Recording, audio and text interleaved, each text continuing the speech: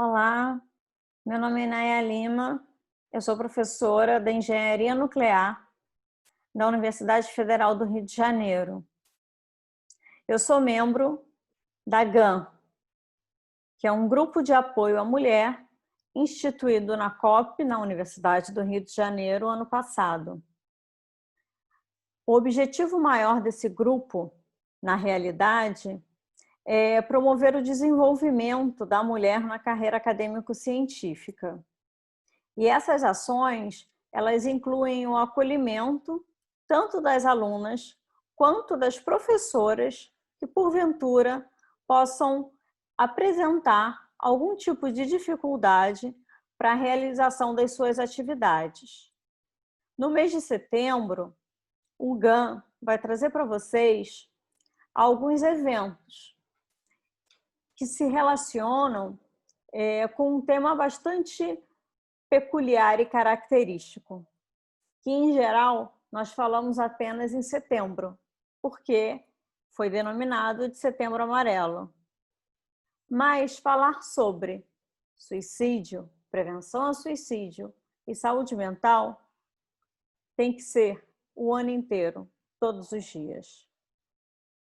Mas hoje, vocês vão poder ter o prazer de ver um vídeo que a professora doutora Katerina Volkov gravou para a gente, com elucidações maravilhosas sobre esse tema. A professora doutora Katerina Volkov, ela é doutora em ciências pela USP e fez pós-doutorado na Unifesp. As suas pesquisas são consideradas interdisciplinares, pois elas envolvem as áreas das ciências humanas e sociais e da saúde. Atualmente, Katerina é docente convidada do curso de pós-graduação em Psicopatologia e Saúde Pública da Faculdade de Ciências Médicas da Santa Casa de Misericórdia de São Paulo. E também de cursos de extensão na área de educação, serviço social e saúde mental no Círculo da Cultura. Então, professora Katerina, por favor, a palavra está com você.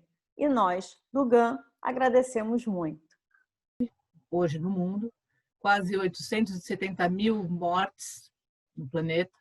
O Brasil registra mais de 4 milhões de casos e quase 125 mil mortes, com a data de hoje, 4 de setembro de 2020. De acordo com a Organização Mundial de Saúde, e aí eu vou trazer uns dados de suicídio, porque a questão da Covid, a Covid-19, por ser uma infecção sistêmica e estar presente no nosso cotidiano, né, afetando essas 125 mil famílias, porque a gente tem que pensar que os óbitos são de pessoas, mas essas pessoas estão dentro de um contexto familiar, de um contexto comunitário, da nossa sociedade. Então, esse entorno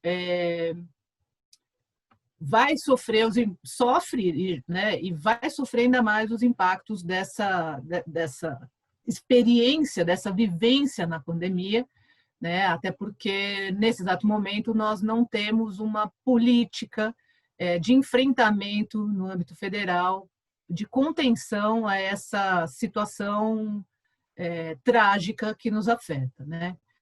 E, por conta desse sofrimento psíquico que as pessoas envolvidas ou que já tinham alguma questão de depressão, ou de algum transtorno específico, transtorno de ansiedade, nessa situação específica de isolamento ou de distanciamento social ou com mortes na família, essa situação de luto e sofrimento, ela tende a se acentuar, né? Então, hoje a gente sabe que, de acordo com a OMS, uma pessoa comete suicídio a cada 4 segundos no mundo, é a segunda causa de mortes entre jovens em todo o mundo, sendo que 90% desses suicídios poderiam ser evitados. O Brasil vem numa taxa crescente de suicídios, está em 8º lugar em números de suicídios. E aqui, o nosso Ministério da Saúde, em 2017, mostra que nós temos 9 casos de suicídio entre idosos para cada 100 mil habitantes. Eu vou falar mais na frente a respeito dos dados de adolescência, que vem crescendo absurdamente, né? O que é o suicídio? A gente tem uma diferença entre o suicídio e a ideação suicida. A ideação é aquilo que vem antes do ato, da morte auto-infligida ou ato autoprovocado intencionalmente. Esse é o nome que a gente vai encontrar, por exemplo, no DataSUS. Se a gente for buscar as informações de taxas, de mortes, de óbitos por conta de suicídio. O suicídio é a palavra reduzida. No DataSUS a gente vai encontrar a morte autoinfligida ou autoprovocada intencionalmente. E o suicídio, ele ainda é visto como um tema tabu da nossa sociedade, assim como vários outros que a gente tem percebido e que cada vez mais se tornam questões de saúde pública, né? Por exemplo, os direitos sexuais reprodutivos é um tema imensamente importante na discussão da saúde pública, e a gente tem uma onda conservadora nesse exato momento que vem trabalhando no sentido contrário do que os movimentos de mulheres vêm tratando atualmente. O suicídio é visto como um estigma, né? E a gente não tem uma previsão de quantas pessoas irão se suicidar ou quando que elas vão, de fato, atentar contra a própria vida, né? Existe uma dificuldade na previsão. Mas alguns estudos mostram que, nos casos de suicídio, 90% dessas pessoas que atentaram contra a própria vida sofriam de questões de sofrimento psíquico, né? E 50%, quando, de fato, o suicídio é efetivado, já haviam tentado uma primeira vez antes, né? A gente precisa fazer algumas observações sobre essa questão, né? O comportamento suicida ele não tem uma causa única. Ele é uma situação que acontece de modo multifatorial, como, por exemplo, a drogadição. Não tem uma causa específica ao suicídio. A gente tem uma série de componentes que vão fazer com que aquela pessoa seja um usuário abusivo de drogas ou que seja um potencial suicida. E aí a gente tem os chamados gatilhos. E aí na apresentação eu coloco, inclusive, com aspas, né?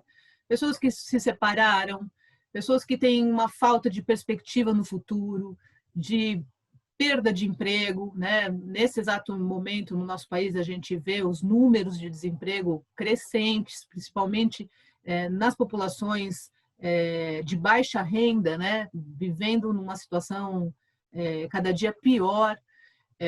A questão do bullying na adolescência, a gente tem casos aí, que a gente não pode deixar de mencionar, Realengo, ou mesmo a escola aqui de São Paulo, de Osasco, enfim, em que se apresentou a questão do bullying, né, em relação aos atiradores e que depois vieram se suicidar. A questão do assédio moral e a violência sexual entre as mulheres, assim, muitas mulheres, ao sofrerem dessa violação, acabam também por cometer suicídio. A questão da adicção e os sentimentos de vergonha e culpa, né? E eu acho que a gente está aqui falando junto ao grupo de apoio às mulheres. Me parece que é algo fundamental que as universidades tenham canais de ouvidoria, canais específicos e centros de apoio específicos para o atendimento à vítima de violência sexual e de assédio moral e sexual. Assim, é algo que a gente precisa observar com mais atenção, porque nós sabemos, tem casos, né, assim, relatados na imprensa, de muitas e muitos estudantes que vêm cometer suicídio por conta de questões de assédio moral. E isso pode ser evitado. Primeiro, com uma educação mais precisa, uma formação desses docentes, dessas docentes. A gente também tem que lembrar que assédio moral não acontece só de um homem para uma mulher, mas pode acontecer de uma mulher para com outra mulher. Mas a gente precisa observar a questão da carga de trabalho e da carga e da sobrecarga que essas mulheres muitas vezes têm no seu cotidiano. A mulher, ela é universitária, ela às vezes é mãe, ela tem uma tripla jornada de trabalho e ela ainda é assediada. E isso provoca uma série de problemas para além da depressão e que podem culminar num suicídio. Eu coloco aqui os grupos mais vulneráveis na literatura e diante dos números, né? São adolescentes, indígenas, idosos, idosas, negras e negros, pessoas com deficiência, a comunidade LGBTI a mais. A gente tem hoje algo muito comum de se escutar na clínica, a quantidade de adolescentes que se automutilam. Isso é um problema muito grave, que merece muita atenção da comunidade escolar, da família. Isso é algo que vem chamando muito a atenção dos e das especialistas na área de saúde mental, de como se pode prevenir esses casos de automutilação, porque inclusive as informações estão nas redes sociais, naquilo que também se chama de dark web, e esse grupo específico muitas vezes não teve uma educação digital, né, por onde navegar. E não somente isso, o excesso de informação, o excesso de material disponível na rede para quem quer atentar contra a própria vida é imenso, né? Então, é preciso que a família e os professores e as professoras, tanto de ensino médio ou quando esses adolescentes já passam para a vida acadêmica dentro de uma universidade, porque a gente pode pensar que tem jovens de 17 anos que estão entrando na universidade, ficar muito atento aos comportamentos porque essas pessoas, inclusive, costumam esconder essas marcas, né? E essas marcas são um modo, inclusive, de aliviar o próprio sofrimento. Pessoas com doenças crônicas, jovens com doenças crônicas, também existe uma incidência maior nessa questão da automutilação. As e os indígenas, assim, saiu um artigo recentemente, um texto da Eliane Brum, que vale a pena ser lido, e que trata das populações de Altamira, por exemplo, mas a gente percebe que no norte do nosso país o número de indígenas que vem cometendo suicídio vem crescendo absurdamente, né? E tem questões relacionadas à adicção, ao álcool, enfim. Os grupos de idosos e idosas também têm sido um alvo crescente, que deveria, na verdade, as e os idosos deveriam ser um grupo de bastante atenção das secretarias de saúde, de modo geral, porque é um grupo que vem sendo colocado um pouco de lado nas políticas públicas, né? E essa sensação que os e as idosas têm de não funcionalidade na sociedade acabam trazendo sentimentos depressivos e que, por sua vez, podem culminar aí num suicídio. E, por conta da pandemia, sendo um dos grupos mais vulneráveis e que estão, de fato, mais distantes agora, ou deveriam estar, porque também a gente escuta muito que idosos não têm se cuidado, idosos têm saído nas ruas sem máscara, enfim, é algo para se pensar que tipo de comportamento é esse, né? Porque eles estão se arriscando. Então, antes da gente estigmatizar aquele senhor de idade, não pensa na própria vida, é importante a gente refletir assim, que razões levam um idoso não se cuidar diante de uma pandemia, por exemplo. A população negra, de modo geral, também sofre dessas questões de depressão por conta do racismo estrutural que a gente vivencia nesse nosso país. As pessoas com deficiência têm questões de capacitismo, né, o preconceito em relação às próprias deficiências, seja uma deficiência intelectual, seja uma deficiência física, enfim, ou multideficiências. Essas pessoas também sofrem de questões de saúde mental. E a comunidade LGBTI+, é um grupo que, ao longo da história, a gente tem relatos e mais relatos em relação a ao suicídio desse segmento, por conta da não aceitação da sociedade da sua sexualidade, né, das suas escolhas. A gente tem aí um número crescente de transexuais que também se suicidam. No Brasil, como eu estava falando, né, anteriormente, a gente vem num crescimento acentuado, né? Se em outras partes do mundo a taxa de suicídio na adolescência caiu 17%, no Brasil o crescimento está em torno de 10% nessa faixa etária entre 15 e 29 anos, que aqui a gente considera juventude. Além disso, entre 2006 e 2015, essa taxa aumentou 24% nas 6 maiores cidades brasileiras. São Paulo, Rio de Janeiro, Recife, Brasília, Belo Horizonte, Porto Alegre, enfim, são cidades que o crescimento do suicídio na adolescência tem deixado preocupado tanto os pais, mães, professores, e a preocupação é como que a gente pode evitar que se chegue a essa situação que não tem volta. A ideação é algo que se pode trabalhar, a tentativa se pode trabalhar, mas se de fato ocorreu o óbito, não se tem mais o que fazer. Então, a questão da prevenção do suicídio, a gente precisa ficar muito atento. E teve uma série de, por exemplo, nesse momento de isolamento, pensando que as e os adolescentes estão num momento da sua vida específico, de trocas com o seu meio, de contato físico, de descobertas sexuais, de descoberta da sua própria sexualidade,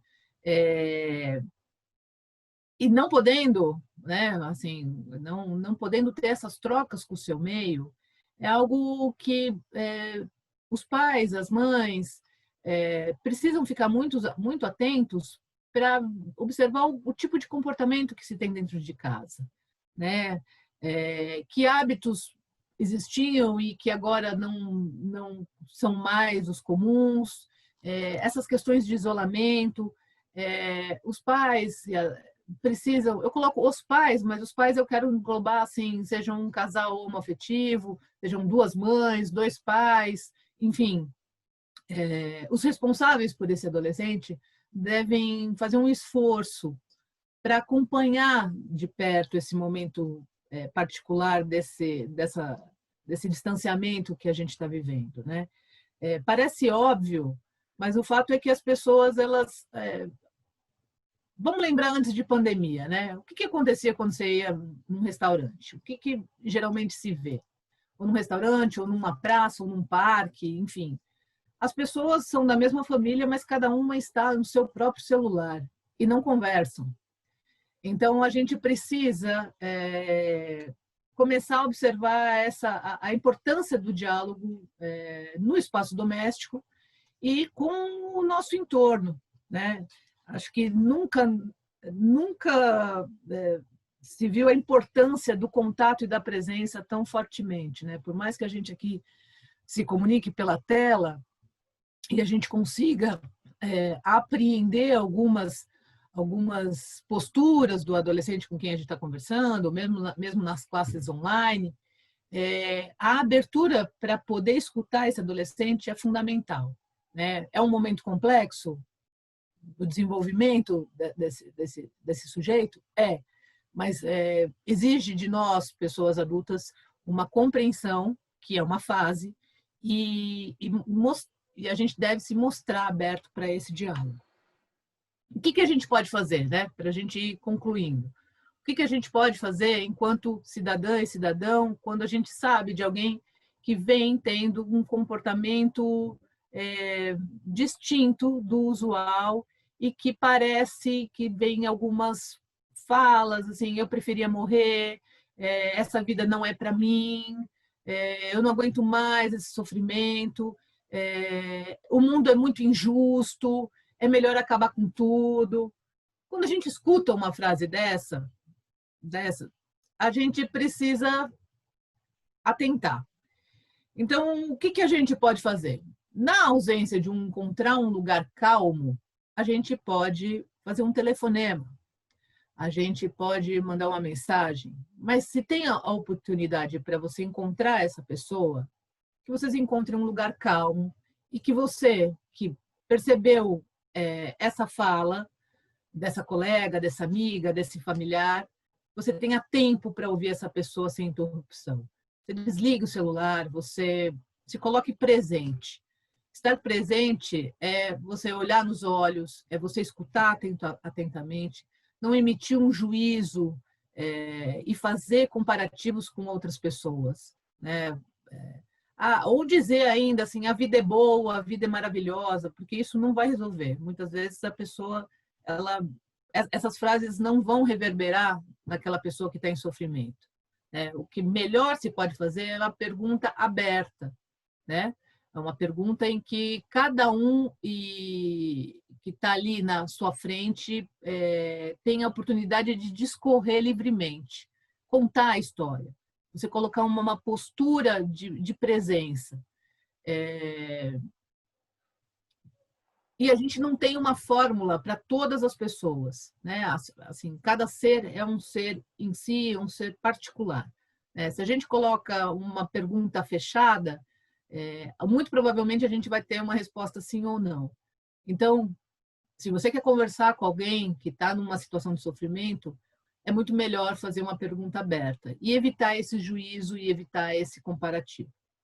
Se você percebe que a situação ela é mais grave, que há risco, de fato, de a pessoa já andou investigando, já entrou em site, já sabe, já pensou se ela vai, enfim, de que modo ela vai atentar contra a sua própria vida, porque existem essas informações na rede, né?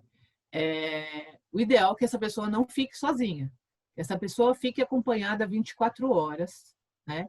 E se verifique se aonde ela mora, onde ela está presente, se existe possibilidade de, assim, se tem armas dentro da casa, se tem objetos cortantes, se as janelas da casa têm grade, enfim, ainda que se possa, assim, a pessoa possa cortar a grade, enfim, cortar aquelas grades de gato, vamos dizer assim, é importante que essa pessoa não fique sozinha, porque numa situação dessas, o sofrimento pode chegar a ser imenso e num determinado momento ela atinge esse objetivo, né?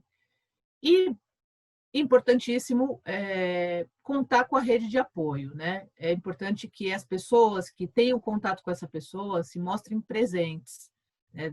Demonstrem afeto, apresentem, sugiram e talvez acompanhem essa pessoa junto a um profissional de saúde, junto a um CAPS, apresente o número do CVV, né, uma ligação gratuita pelo 188. Se a pessoa não tem uma condição financeira que possibilite ela fazer um tratamento psiquiátrico ou fazer uma terapia com um profissional particular, o ideal é que ela vá para um CAPS, né, um Centro de Apoio Psicossocial. Em todos os municípios tem, né, no Rio de Janeiro tem, em São Paulo tem, nas capitais, de modo geral, tem, e vá acompanhada por essa pessoa de confiança. Essas são algumas sugestões que se pode fazer, mas é importante acompanhar essa pessoa e é importante que ela esteja acompanhada de um profissional de saúde, uma terapia e pessoas de sua confiança para poder conversar daquilo que lhe aflige e saber que está sendo ouvida. Daí a questão da importância da presença, né? E mesmo que a gente não consiga estar presente, a gente pode estar presente com nossa escuta atenta. É uma escuta engajada, é uma escuta qualificada, né? Com muito respeito, com muita empatia em relação àquele e aquela que sofre. Eu acho que essas são as ideias que eu queria trazer para essa conversa. Enfim, e aí eu deixo a Inayá me fazer alguma colocação, se ela quiser, enfim, fica à vontade.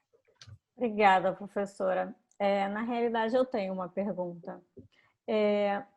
Dentro desse contexto todo, né, ministrado, que nos foi falado por você, você poderia falar só um pouquinho sobre como a gente mantém a nossa saúde mental, na verdade, com todo esse isolamento que a gente está tendo, né, a maioria do país, desde março, desde 13 a 17 de março, como que a gente consegue se manter são?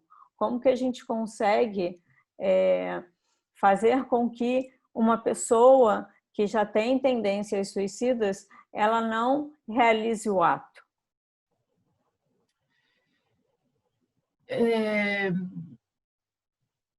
Eu percebo nas escutas que eu faço, nos atendimentos que eu tenho feito, que as pessoas estão oscilando. Tem dias que estão bons, são bons, tem dias que não são bons, tem dias que são péssimos, tem dias que as pessoas não querem sair da cama. As pessoas me parecem que precisam observar com mais carinho a si próprias, né? Terem um pouco de paciência, porque é uma fase. As coisas não duram para sempre. Nem uma flor, né? nem um inverno, nem uma guerra. As coisas elas são temporárias. Nós vivemos em ciclos. Pode parecer assim muito otimista, mas eu vou dar um exemplo pessoal. Quando começou essa pandemia, eu fui ler como sobreviventes do Holocausto viveram. Eu fui me debruçar sobre Chernobyl e fui ver como que essas pessoas sobreviveram nesses momentos de intenso sofrimento. Quem viveu durante a guerra, como é que fez para ficar 5 anos dentro de um campo de concentração. Então, pensei, no meu mundinho, pensei, bom, eles sobreviveram, eu vou sobreviver à pandemia. Mas essa é a Caterina. Se eu tivesse que fazer uma sugestão, eu penso que a gente precisa se alimentar de belo. E o que é se alimentar de belo? É se alimentar de coisas que te dão prazer. E eu não digo só comida, eu digo arte, eu digo música, literatura, filmes, que a gente possa se alimentar de algo que nutre o nosso espírito, né? Pessoas que muitas vezes estão deprimidas não conseguem enxergar uma beleza numa música ou mesmo num filme. E aí essa é a grande preocupação, né? Mas as pessoas que estão nesse momento e não estão sabendo lidar com o que acontece,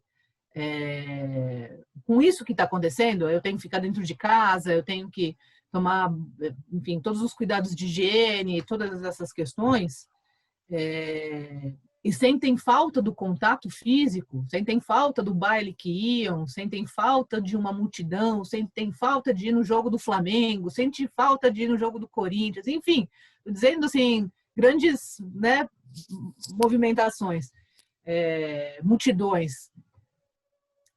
A gente precisa encontrar alternativas.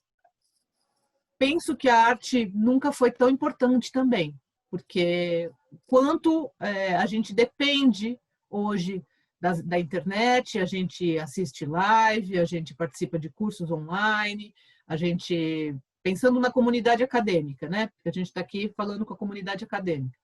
Mas, assim, o quanto a gente tem uma série de ferramentas disponíveis para que a gente possa se alimentar de belo, de coisas que nos interessam. Outra sugestão que se pode dar é escrever. Escrever os teus sentimentos. Escrever num caderninho. Pintar. Fazer desenho. Fazer trabalhos manuais. Respirar. E a gente pode pensar em técnicas, práticas integrativas de saúde, né? Por exemplo, prática de yoga, pranayamas.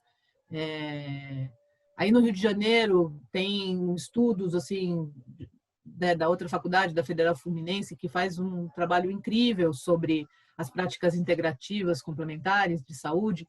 E assim a gente vê resultado, né? Seja em yoga, em meditação, a gente tem uma série de estudos que já mostram que essas práticas elas fazem uma diferença na vida cotidiana de quem pratica. A pessoa diz assim, nossa, mas eu não aguento ficar meia hora meditando. Não, você não precisa começar com meia hora, você pode começar com 5 minutos, né? Porque a meditação e a yoga, enfim, ela é o quê, no fim das contas? Ela é uma técnica para a gente silenciar o fluxo ininterrupto de pensamentos, né? Isso quem diz não sou eu, isso quem diz é o Patanjali, que escreveu isso há 2.500 anos atrás. E uma outra coisa que se pode fazer é se alimentar, e aí eu vou de alimentação natural, se alimentar de alimentos ricos em triptofano. O que é o triptofano? O triptofano é uma substância que sintetiza a serotonina. Então, você pode aumentar o seu consumo de lentilha, o seu consumo de grão de bico, de nozes, enfim. Mas a lentilha, o nozes é muito caro, por exemplo, amêndoas, enfim. Mas você tem uma lista grande de alimentos que tem triptofano. Então, aí você basta dar um Google, né, e ver quais são os alimentos que têm mais triptofano. Uma sugestão para as mulheres, a tensão pré-menstrual. Comer alimentos com triptofano nesse momento dá um adianto imenso na sua vida. Você fica, eu não vou dizer que você fica assim super maravilhosa, fofinha, mas aquela irritação, ela dá uma baixada na bola, né? Então, assim, se alimentar de belo, se alimentar de alimentos nutritivos, saudáveis, né? Praticar ter um momento de silêncio consigo mesma, né? Assim, porque imagina, se é uma família de 4 pessoas, todo mundo dentro de casa, aquele barulho, eu não tenho silêncio. Bom, você vai 5 minutos no banheiro e respira. Respira em 4 tempos e solta o ar em 8. Outra técnica, você pode fazer 7 ciclos de 21 respirações. Então, assim, você tem uma possibilidade sem remédio, hein? Eu não estou trazendo de questões com remédio. Estou falando de técnicas que você pode fazer dentro da sua casa e comprando os alimentos no supermercado. Enfim, eu acho que pode ser por aí. Mas cada pessoa vai encontrar o seu meio. Tem gente que vai rezar, tem gente que vai cantar, tem gente que vai tocar um instrumento, tem gente que vai pintar, tem gente que vai ligar para um amigo querido, tem gente que vai assistir lives de 12 horas. Enfim, cada um vai encontrar o seu meio de encontrar essa estratégia. Mas que E assim, tenha paciência consigo mesmo. Vai ter dias que você não vai estar legal? Vai. Mas amanhã é um novo dia. Capaz de você estar melhor no dia seguinte. Agora, se durante um longo período você vê que você está num momento complexo, vale a pena conversar com um profissional de saúde, vale a pena ligar no 188, vale a pena compartilhar o que te angustia com alguém que você sabe que vai te ouvir de modo empático. E eu acho que é por aí que a gente pode encaminhar. Entendi. Bom, eu só tenho a agradecer, professora, pela sua palestra, na realidade, que a gente vai começar a abrir, né, agora nesse mês de setembro, no site do GAM, no site do Grupo de Apoio a Mulheres, e fundamental a sua fala para poder esclarecer para todos nós e para que também a gente possa ter subsídios para ajudar o outro, para que a saúde mental de todos fiquem relativamente dentro do possível bem, né? Sim. Então, em nome do grupo de apoio a mulheres, eu queria muito agradecer. Sua fala foi inspiradora e, além disso, foi muito elucidadora para todos nós. Muito obrigada, professora. Eu que E agradeço o convite, eu me coloco à disposição, enfim, as pessoas me acham nas redes, e aí, enfim, eu acho que esse tema é muito importante e que o GAM continue fazendo esse trabalho de esclarecimento, porque é importante a gente começar a falar desses assuntos, né? Para desmistificar essa aura de mistério, de segredo que fica em torno de quem tem sofrimento psíquico, sofrimento mental, de quem sofre de depressão, e inclusive do suicídio, né? Eu acho que esse momento esse mês é importante para a gente falar disso, mas não só setembro. A gente precisa falar de saúde mental o ano inteiro. sempre, o ano inteiro, né? Porque a gente tem pressões diárias, então assim, e sem saúde, né? A saúde mental ela não é um aspecto diferente da saúde como um todo.